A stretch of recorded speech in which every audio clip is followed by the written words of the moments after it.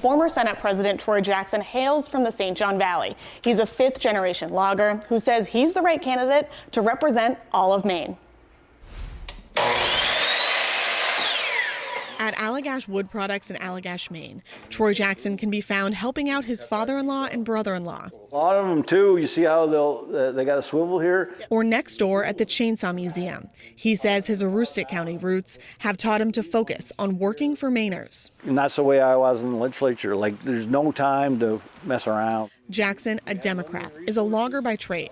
He attended the University of Maine at Fort Kent as an adult, serving in both the Maine House and Senate beginning more than 20 years ago, taking some time in between to work on Senator Bernie Sanders' presidential bid in 2016, before heading back to Augusta to serve as Senate president and terming out just 2 years ago. While under the dome, he says he fought for collective bargaining for loggers, affordable childcare, and universal school lunches for Maine children. I mean, I had teachers, that came up to me that, told me about how many kids they knew that were going to school, that were hungry. Jackson says it's the things he wasn't able to get across the finish line that he remembers most, like bills aimed at lowering the cost of prescription drugs. Multiple proposals were passed in both chambers of the legislature, but were vetoed by Governor Janet Mills in recent years. For a large part of your drive, you were looking right into Canada across the St. John River. I mean, that's how close we are to having universal health care and prescription drugs. I mean, just a river separating us. During the campaign, Jackson has taken aim at least one of his Republican counterparts. It's just a constant racist, race-baiting thing with this guy. Taking on Bobby Charles in an unusual debate earlier this year, after Charles was criticizing Decca Delac, a Somalian state legislator. I didn't like what he was doing to the Somalian community, and I feel strongly that we have to have people come to Maine. If elected governor, Jackson is focusing on costs, including health care. He wants to create a public option.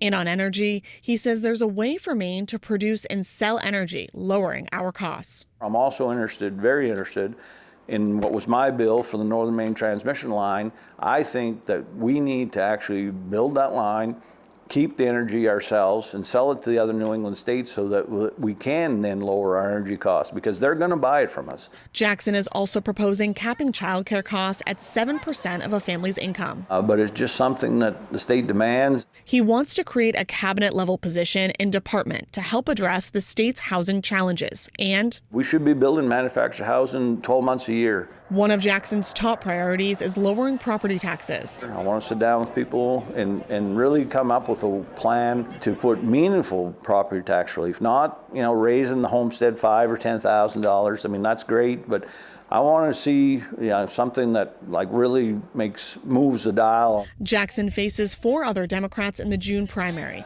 but says he will be a governor for all Mainers. And if you want somebody to actually change the status quo and shake up the state, I'm the only one in this race that's going to do it. Jackson also announcing today he's going to be a grandfather and wants to create a state his grandchildren will be successful in. For Commitment 2026, I'm Jackie Mundry.